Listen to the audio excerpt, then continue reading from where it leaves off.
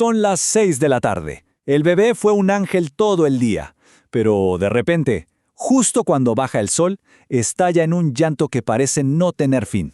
Seguro que te suena este patrón. Tiene un nombre, de hecho, la hora bruja. Es ese momento del día en que un bebé que estaba feliz y tranquilo se transforma sin que entiendas por qué, y toda la paz de la casa, bueno, simplemente se esfuma. Y uno intenta de todo, ¿no? Lo meces, le ofreces de comer, le cantas, pero parece que nada funciona. El llanto se hace más y más agudo, casi desesperado. Y con él, claro, crece esa sensación de impotencia total. Y es inevitable. La cabeza empieza a dar vueltas y llegan las dudas, la culpa. Todos esos mitos que uno escucha sobre la lactancia o la crianza empiezan a resonar. ¿Será que mi leche no le alcanza? ¿Estaré haciendo algo mal? A ver, para. Respira. La respuesta a esas preguntas es un rotundo no. Esto no tiene nada que ver con que seas una buena o mala mamá, ni con tu alimentación. La ciencia ya lo ha demostrado. La clave está en el cerebro del recién nacido. Es pura neurobiología en acción. Entonces, ¿qué está pasando realmente? La clave, como te decía, está en su cerebro. Pero ojo, no es que sea un cerebro de adulto en chiquito, para nada. Es un órgano que está literalmente en plena construcción. Y entender esto lo cambia absolutamente todo. Piénsalo así. Los bebés humanos nacen con el cerebro súper inmaduro. De hecho, los primeros 3 meses de vida se conocen como el cuarto trimestre o la exogestación. Es como si el embarazo continuara pero fuera del útero. Su cerebro, que es apenas un 25% del tamaño que tendrá de adulto, todavía no tiene los filtros necesarios para procesar el mundo. La mejor forma de entenderlo es con la metáfora del vaso. Imagina que el sistema nervioso de tu bebé es un vaso vacío por la mañana. Cada estímulo, la luz que entra por la ventana, las voces de la casa, el roce de la ropa, es una gotita que va cayendo en ese vaso. Y a diferencia de nosotros, él no puede ignorar nada. Así que para el final de la tarde, ese vaso simplemente se desborda. Y ese llanto intenso, desgarrador, es el desborde. Pero la sobrecarga de estímulos es solo una parte de la historia. Porque a nivel químico, dentro del cuerpito del bebé, se está librando una verdadera batalla de hormonas. Y aquí es donde pasa algo que parece hasta cruel. Cuando un bebé está súper cansado, uno pensaría que su cuerpo se relajaría para dormir, ¿no? Pues pasa todo lo contrario. Su cuerpo libera cortisol, que es la hormona del estrés, para mantenerse alerta. Y al mismo tiempo, la melatonina, que es la hormona que nos ayuda a dormir, es prácticamente inexistente en su sistema. Es como tener el acelerador a fondo, pero sin frenos. Imposible parar. Esta tabla lo explica súper claro. Durante los primeros 3 meses, los bebés sencillamente no tienen la maquinaria hormonal para regular sus propios ciclos de sueño. No pueden calmarse solos al final del día. Pero, y aquí viene la buena noticia, atención, entre los 3 y 4 meses todo cambia. Su cuerpo empieza a producir melatonina, y con ella por fin llega la capacidad de establecer un ritmo. Entonces, ¿qué es este llanto en realidad? No es solo una señal de que algo duele o de que tiene hambre. La neurociencia moderna nos dice que es una herramienta. Sí, así como lo oyes. Es un mecanismo físico para liberar toda esa tensión acumulada, para quemar el exceso de cortisol y literalmente descargar la sobrecarga del sistema nervioso. Es su forma de hacer un reset. Ok, entender la ciencia detrás de todo esto nos da poder, porque cambiamos el enfoque. Ya no se trata de arreglar un problema, sino de gestionar una sobrecarga neurológica. Ahora sí, vamos a ver qué estrategias funcionan de verdad según la evidencia. Para calmar a un bebé que está sobreestimulado, hay que atacar la raíz del problema. Lo primero es reducir los estímulos de golpe, un cuarto oscuro y ruido blanco fuerte para bloquear el caos de afuera. Segundo, checar su temperatura. Tercero, envolverlo apretadito para darle seguridad. Cuarto, una toma de leche chiquita, no por hambre, sino porque la succión libera hormonas que calman. Y por último, movimiento, rítmico, constante, monótono. Eso ayuda a su sistema a bajar las revoluciones. Y hablando de estrategias físicas, el porteo es increíblemente efectivo. De hecho, la ciencia es súper clara en esto. Portear a un bebé varias horas durante el día puede reducir el llanto general hasta en un 43%. Es que ese contacto y esa presión constante funcionan como un regulador externo para su sistema nervioso que todavía es muy frágil. Pero de toda la información que te he dado, quizá la más tranquilizadora, la que da más alivio, es saber que esta fase no dura para siempre. Es una etapa del desarrollo que es predecible y universal. La ciencia, de hecho, ya ha mapeado este fenómeno. La irritabilidad suele empezar por ahí de las 2 o 3 semanas de vida. Alcanza su punto más alto, el más intenso, entre las 6 y las 8 semanas. Y después, a medida que su sistema nervioso madura, el llanto empieza a disminuir, hasta que alrededor de los 3 o 4 meses se resuelve. Y este gráfico, que se conoce como la curva del llanto, es la prueba visual. Demuestra que este patrón es universal en los bebés sin importar la cultura, el país o el tipo de crianza. Ese pico a las 6 semanas y la caída que le sigue es una constante biológica. Es la evidencia de que todo esto es simplemente un proceso de maduración. Así que el objetivo cambia por completo, ¿no crees? Ya no se trata de buscar una cura para el llanto, porque no hay nada roto que arreglar. Se trata de acompañar, de ofrecer un ambiente que amortigüe la intensidad del mundo mientras ese cerebrito aprende a procesarlo.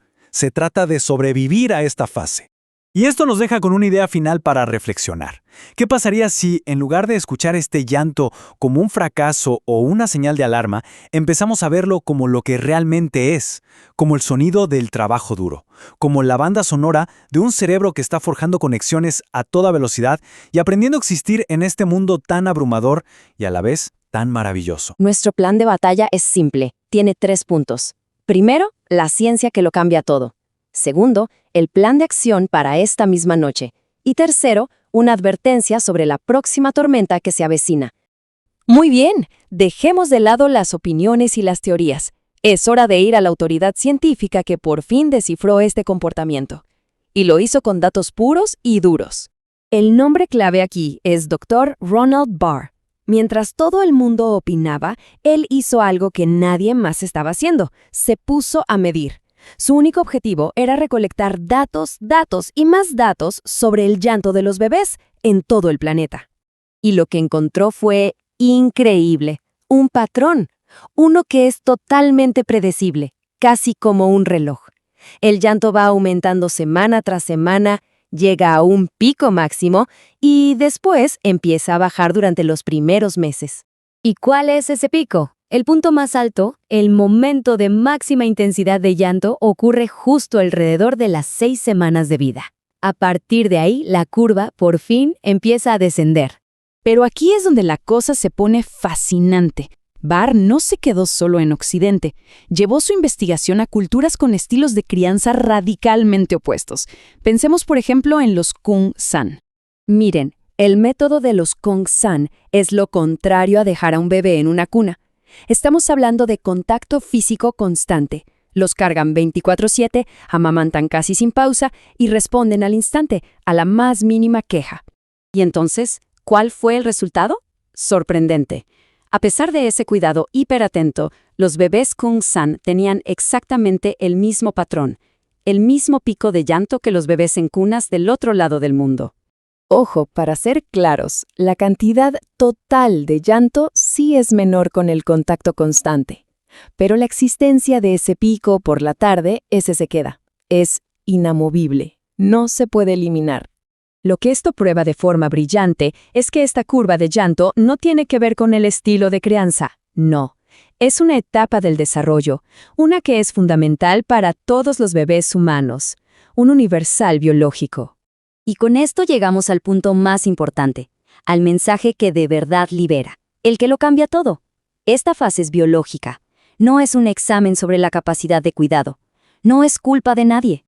Bien, ya entendimos el porqué, ahora vamos al cómo. Aquí está el protocolo de 3 pasos, basado en ciencia, para controlar esta tormenta neuroquímica. El objetivo no es solo callar el llanto, es hacer un reinicio completo de un sistema nervioso que está sobrecargado. Y se logra con 3 intervenciones clave: higiene sensorial, corregulación y contención física. Paso número 1. Higiene sensorial. La misión aquí es crear un búnker antiestímulos. ¿Cómo? Bajando las luces, idealmente a rojas para no interferir con la melatonina, y subiendo el ruido blanco, que crea una pared de sonido que bloquea el caos del exterior. Segundo paso. Corregulación. Aquí, el cuerpo del adulto se convierte en la herramienta principal. El sistema nervioso del bebé, que está como en un cortocircuito, básicamente se conecta al sistema calmado y regulado del adulto para encontrar el equilibrio. Y que quede claro, esto no es algo poético, es pura fisiología. Hay estudios que demuestran que los ritmos cardíacos se sincronizan, literalmente. Esto baja los niveles de cortisol y estabiliza al bebé de forma medible. Y el tercer paso, contención física. Se trata de usar límites para generar calma. Envolver al bebé firmemente o usar un portabebés ergonómico corta de raíz ese ciclo de adrenalina del reflejo de sobresalto y le manda una señal de seguridad directa a su cerebro. Y si se necesita un dato contundente, aquí está. Portear al bebé, o sea, llevarlo pegado al cuerpo, reduce el llanto de la tarde en un 51%. No es una opinión, es una estadística. La cercanía es una de las herramientas más potentes que existen. Entonces, se sobrevive a la hora loca. Se domina el protocolo. Por fin llega la calma. Pero, en el mundo de los bebés, la calma muchas veces es solo el silencio que precede a un nuevo desafío. La historia parece tener un final feliz. El protocolo funciona, los gritos paran, pasan las semanas, el bebé duerme. Y de repente, algo cambia. Y entonces, de la nada, ocurre. Justo cuando se cree que la guerra del sueño está ganada, el cerebro del bebé ejecuta una actualización de software, una transformación neurológica repentina y drástica. Y ese es el nombre del siguiente nivel. No es que el bebé vaya hacia atrás, es todo lo contrario. Es una actualización de su hardware, de su cerebro, que está madurando a una velocidad increíble. Se sobrevive a la hora loca, sí. Pero justo cuando se canta victoria, el juego cambia por completo. El cerebro del bebé se reorganiza, su forma de dormir se transforma. Bienvenidos a la famosa regresión de los 4 meses, y aquí, entender lo que está pasando en su cabeza no es opcional, es la clave para que todos en casa vuelvan a dormir.